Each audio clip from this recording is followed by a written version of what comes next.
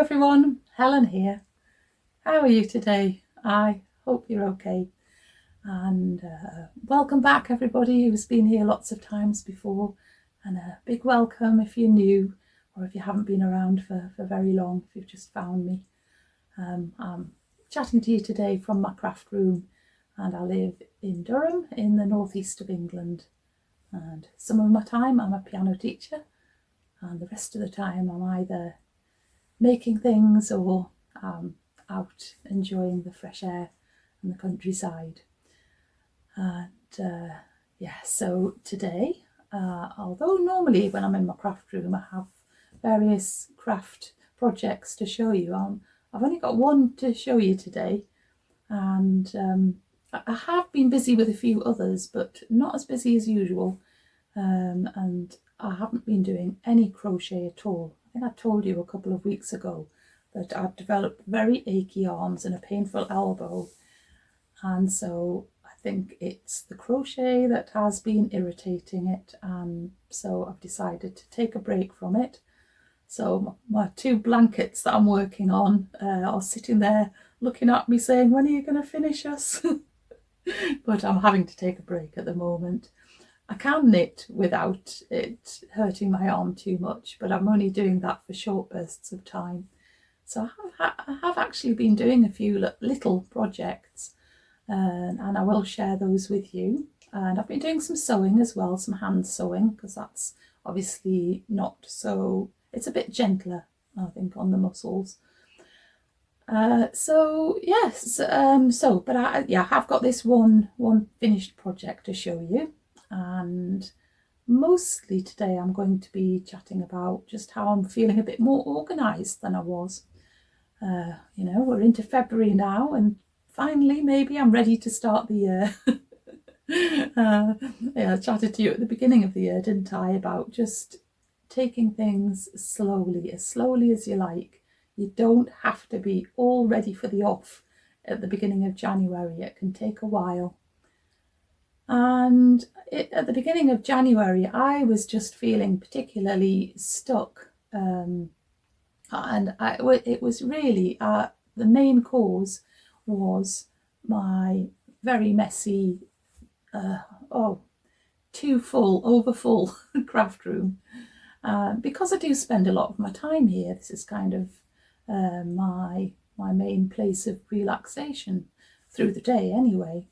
And when I'm not busy teaching piano.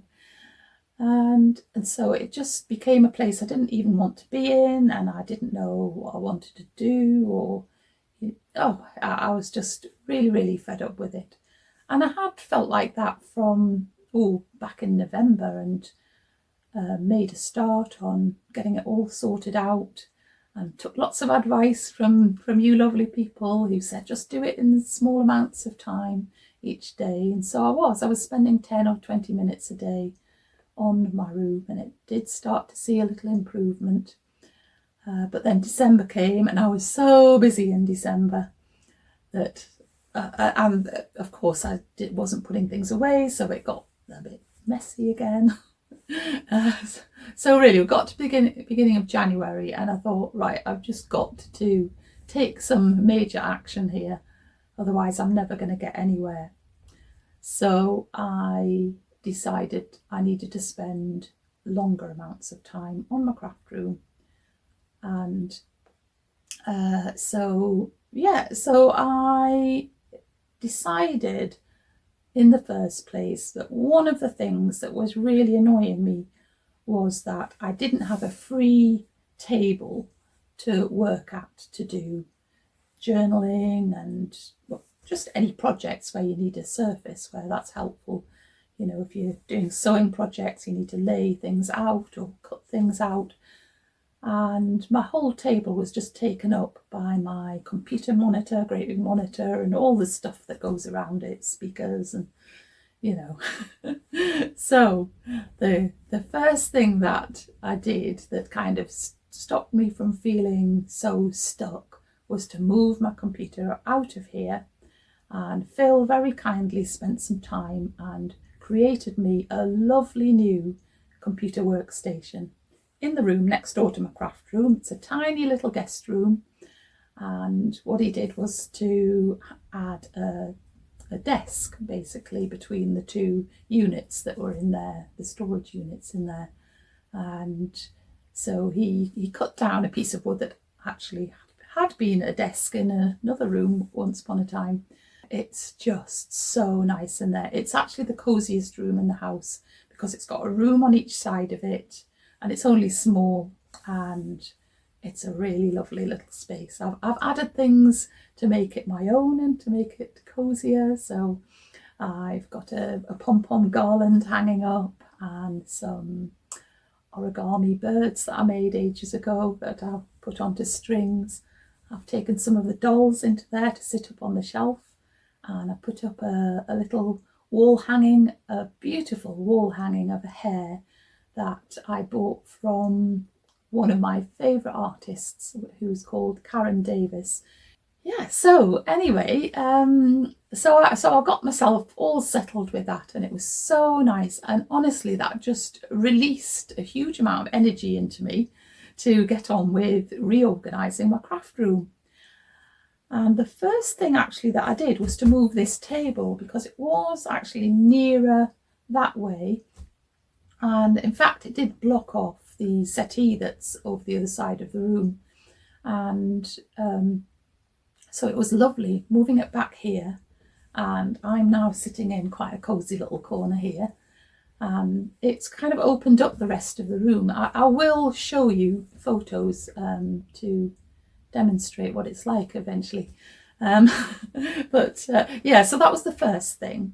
And it was very easy to move. It's one of these IKEA tables that's just got two legs on this end, and it's clamped onto this shelving unit here. So it's always easy to move it.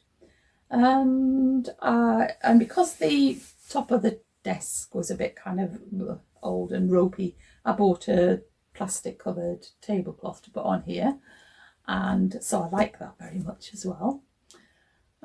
So yeah, that was just really it gave me a great impetus just to get on and spend a lot of time. So instead of spending 10 or 20 minutes a day on tidying my room, I was spending half a day or even longer. And I've done that for quite a few days during January and into February.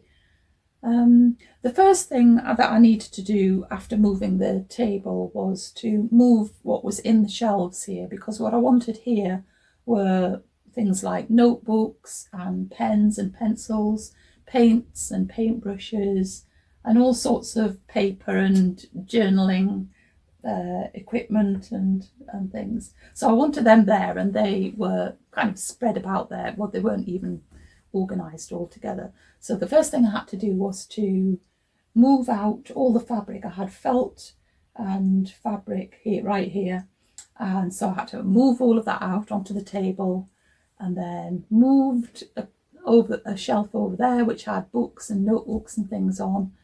And so I did that swap first, and then really it just dominoed from there, because once you move one lot of things, it wasn't a direct swap.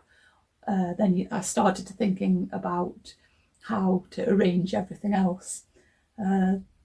So that took quite a lot of time, and during that process I decided that I needed to check through all of my craft books in this bookshelf behind me here. And I actually just decided to look through every single book and decide if I actually wanted to keep it or not, because I had too many books to fit onto those shelves, and I didn't want to create more shelves. I wanted them only to fit on those shelves. So as I went through, I found that there were books which I maybe had looked at once and maybe not really, they didn't quite live up to what I'd hoped for when I ordered them. There were books that I had done loads of things from, but I didn't think I would make them again. And so there was certain books that I thought, no, I can pass them on to a new life somewhere else. And I actually now have two great big boxes of books that are going to go to the Oxfam bookshop, and all of my books now fit on those shelves. So I'm really pleased about that. And And during that time of just, even though I was still in quite a lot of chaos, I started to want to sit here and make things and do things. And in fact, one of the things that I did do was to fill in my winter journal. That if you've been here quite a while, you'll have seen my winter journal. And I just had a few pages left, just enough to fit in December 2024. And so I thought that you would like to have a little look through that. Now, you might not want to, because if you've been here since I started, you'll have seen that at intervals each year when I've filled it in. But I was just going to video the 2024 last few pages, and then I thought, no, I think I would quite like to have a look through the whole journal. So I am going to show you that later on before I go today. And yeah, so that was it. I just started feeling really good. I had lots of creative ideas coming into my head again, and it was really nice. Eventually I got to the point of only having all the yarn to sort out, and that was a bit daunting. And I put it all out in one place, and then I didn't even touch it for a few days because I just didn't know where to start. Anyway, after a while I thought, right, I've got to tackle this yarn. And so then I started going through all of the boxes of yarn that I've got here on the shelves, and sorting out all of the surplus yarn that I had lying around, and some of it fitted into the right boxes. I decided to release some of the yarn, and so some was going to charity shops, and then eventually all of the wool that I could see was all sorted out, and I decided to make new labels for all of the boxes because I wanted them all to match. So I decided to print out completely new labels for everything. So I had a lovely time doing that because I love cutting and I love sticky back plastic and all that, yes. So they all have lovely new labels. But all this time that I was doing that, I'm thinking, yep, the yarn is the last thing I need to do. Well, actually it wasn't, because over in the far corner of the room is what I was starting to call the corner of doom, because there's a corner, it's the area between the edge of the sofa over there and the wall, and things have just got stuffed down there over the years, and I knew some of the things that were down there, but I didn't know everything was down there. And much to my great dismay, the first thing I started pulling out were more bags of yarn. Oh no! I'd just sorted everything out. Can't be. I couldn't believe it that I was finding more yarn stuff down there. But there were lots of other things down there as well. I emptied everything out and then put these things back in. Now I know exactly what's in there. I sorted out all the overflow yarn that I'd found into bags, and all of them actually fit into a plastic box. So that feels lovely to have tackled that little corner over there. And so now I'm feeling like, yeah, I think I'm there. I've got a very usable craft room again now, and there are a few little things still to do. For example, over in the corner of doom, where loads of the knitted toys have just been sitting on the top, I'm actually going to put up a couple of shelves for the toys to sit on.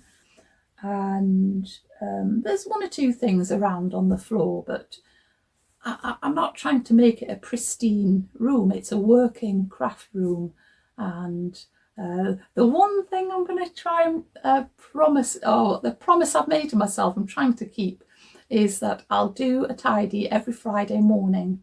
Spend half an hour, if it needs that much, just doing a quick tidy away of things. Just make that part of my routine. So fingers crossed I can keep to that. Phew, anyway, that was a lot of chatting about my craft room tidying. And so I might wait until I've got those shelves in the corner, but I am going to do a proper craft room tour to show you exactly, how I've got things organised and now, and you can look at things in a bit more detail then. So yeah, and I'm getting myself quite organised, just as far as managing my time as well. So I was chatting to you about maybe, I might not do a weekly podcast, but at the moment I don't know, I'm in such a routine of doing that, I can't quite get myself out of it. But I have been slightly managing my time differently, and so I've felt like I've had more breathing space. So that's really helped.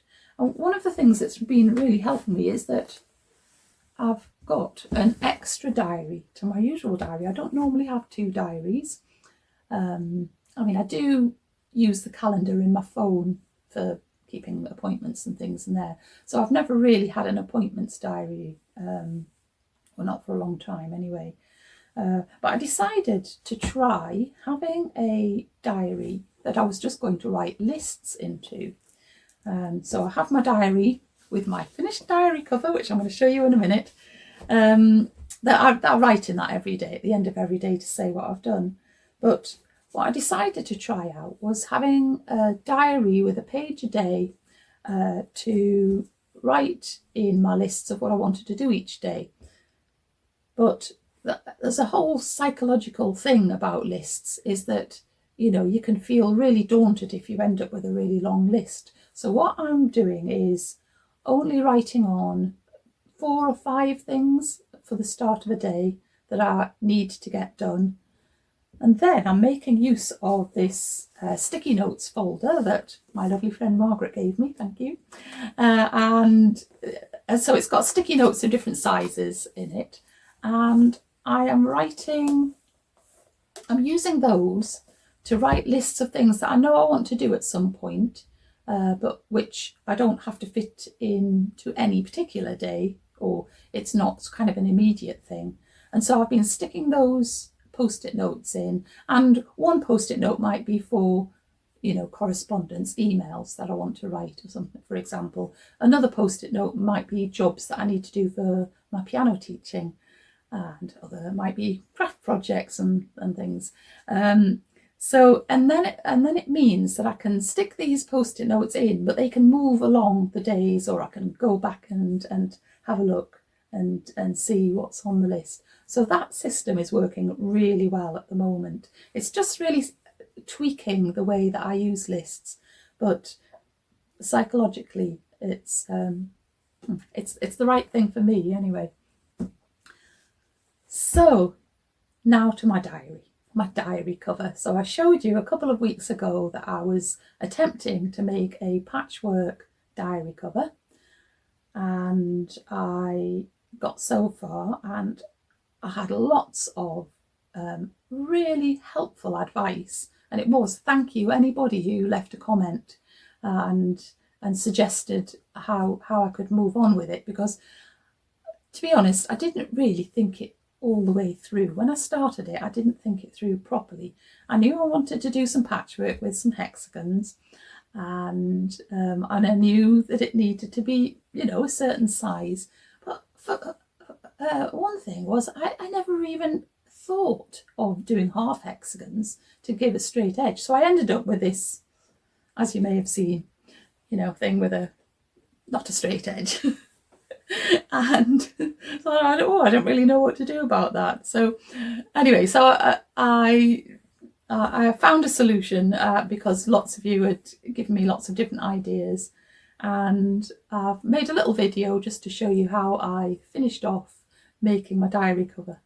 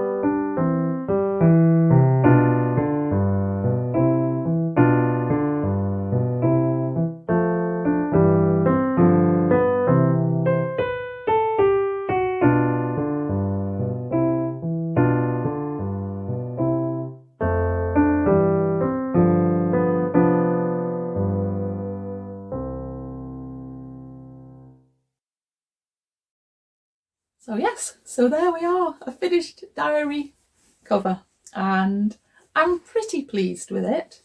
I have learnt an awful lot from doing it. I've learnt that I don't really like using the hexiform shapes because it made it very tough to sew, and I've learnt that I need to plan out a project from beginning to end before I start it, if it's something like this. Yes, so and it's not as neat as I would like it to be, and that's mainly because of the way, well, it's completely because of the way that I decided to add these bits for slipping the diary into, and because I sewed it right onto the edge, and because there's a little gap there, it looked funny that there was sewing here and sewing there and then none there, and then I decided just to sew over that bit there, and it still doesn't look very good because it goes down a dip. Also, it's just a little bit raggy around here, and that's partly because I didn't completely cut the edge of the patchwork bit straight as well. But anyway, it's going to be a nice, tough, lovely to feel cover for my diary this year. I decided actually not to put the year on the front because I might use the same diary cover again. Don't know. I like making them, so probably next year I'll want to have a different one. But yeah, so I'm pretty pleased with that. It's my first effort at making a patchwork thing. So yeah, so that's really good. Very happy with that. So I think now I'm going to show you my winter journal. I flip through my winter journal and then I'll pop back to say goodbye.